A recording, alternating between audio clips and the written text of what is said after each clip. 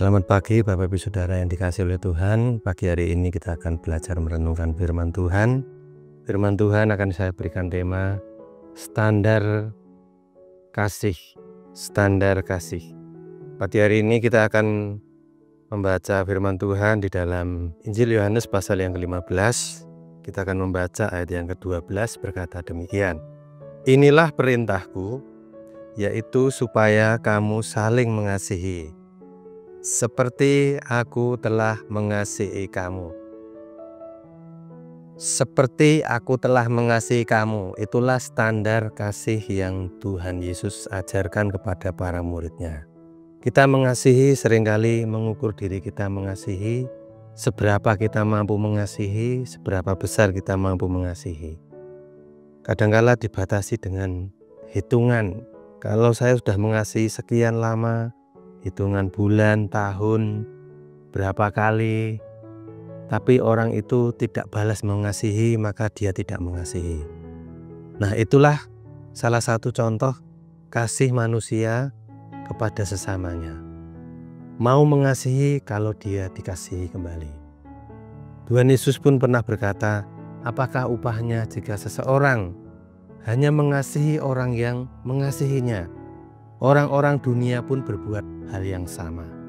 Oleh karena itu lebih tegasnya lagi Tuhan Yesus berkata, kita sebagai anak-anak Allah mengasihi sesuai dengan standar Allah mengasihi. Seperti aku telah mengasihi. Pada kesempatan ini saya akan membacakan satu peristiwa di dalam Injil Yohanes pasal 8 ayat yang ketiga. Mulai, maka ahli-ahli Taurat dan orang-orang Farisi membawa kepadanya seorang perempuan yang kedapatan berbuat zina.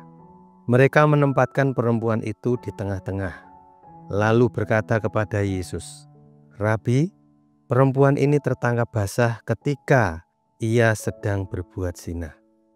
Musa dalam hukum Taurat memerintahkan kita untuk melempari perempuan-perempuan yang demikian. Apakah pendapatmu tentang hal itu? Mereka mengatakan hal itu untuk mencobai dia, supaya mereka memperoleh sesuatu untuk menyalahkannya. Tetapi Yesus membungkuk lalu menulis dengan jarinya di tanah. Dan ketika terus-menerus mereka bertanya kepadanya, ia pun bangkit berdiri lalu berkata kepada mereka, barang siapa di antara kamu tidak berdosa, hendaklah ia pertama melemparkan batu kepada perempuan itu. Inilah salah satu contoh standar mengasihi seperti Tuhan Yesus telah mengasihi. Perempuan yang kedapatan berzinah memang itu menurut hukum Taurat melanggar hukum Taurat yang berkata jangan berzinah. Itu sudah jelas melanggar firman Tuhan. Namun hal itu ketika diperhadapkan oleh Tuhan Yesus, apa yang Tuhan Yesus lakukan, apa yang Tuhan Yesus kerjakan ketika menghadapi para ahli Taurat, orang Farisi yang notabene mengerti, paham firman Tuhan, tetapi esensi mengasihi sesamanya belum dapat dilaksanakan. Firman yang diketahui, firman yang dia ngerti, belum tentu mempraktekannya ketika berhadapan langsung dengan fakta. Inilah contoh konkret ketika sungguh-sungguh mengasihi diperhadapkan kepada orang-orang yang tidak layak dikasihi. Atau dengan kata lain, orang yang berdosa. Orang berdosa tidak layak dikasihi. Siapapun yang melanggar hukum firman Tuhan, dia harus dihukum. Karena firman Tuhan tadi di dalam ayat yang kelima ya, Musa dalam hukum Taurat memerintahkan kita untuk melempari perempuan-perempuan yang demikian. Memang kata hukum demikian. Tetapi yang menjadi persoalannya adalah bagaimana respon kita ketika kita berhadapan dengan orang berdosa. seperti Yesus telah mengasihi. Yesus tidak kompromi dengan dosa perempuan berzinah ini.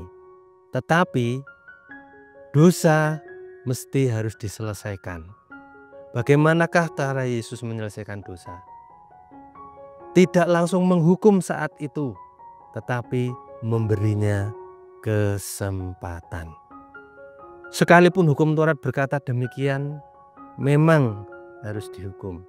Tetapi hukum itu tidak langsung dikenakan bila orang masih mempunyai kesempatan untuk memperbaiki dirinya. Seberapa banyak di antara kita orang Kristen ketika melihat orang berdosa, bukan dosa berzinah saja misalnya, baru tahu keburukan orang lain. Orang Farisi ahli Taurat ini justru menangkap, membelenggu, menghakimi, menjelek-jelekan di mata umum, dipertontonkan, diperbincangkan, malah berembuk bagaimana hukuman yang akan dijatuhkan. Harusnya ketika mendapati orang yang kita tahu orang itu bersalah, berdosa, kita menyadari saya juga orang berdosa. Jadi berilah pengampunan, kesempatan. Karena standarnya manusia yang kelihatan di depan mata salah langsung dihukum. Tapi di hadapan Tuhan, ya memang kamu berdosa. Kamu diberi kesempatan untuk diberi pengampunan. Kemudian diberi kesempatan untuk melakukan yang baik, meninggalkan perbuatan yang jahat, melakukan kehendak Tuhan. Jadi dengan demikian perempuan ini diampuni dosanya. Lalu Yesus berkata, pulanglah, janganlah berbuat dosa lagi, mulai dari sekarang. Perempuan ini saya percaya dia tidak melakukan perbuatan itu lagi. Dia dipulihkan, dia diampuni. Ya, inilah sikap kita yang harus kita contoh teladan dari Tuhan Yesus. Seperti dia telah mengasihi, demikian juga kita mengasihi. Amin. Mari kita berdoa. Bapa di surga, terima kasih Engkau sudah meneladankan kepada setiap kami dari Tuhan Yesus. Ketika diperhadapkan menghadapi orang yang buruk, orang yang berdosa, orang yang seharusnya dihukum, tetapi Tuhan Yesus memberikan kesempatan untuk dia berbalik dari kejahatannya dan melakukan kehendak Tuhan. Jangan seperti halnya orang Farisi dan orang ahli-ahli Taurat, malah menghukum, malah menghakimi sesamanya tanpa memberikan kesempatan. Tuhan, terima kasih buat pengajaran firman-Mu.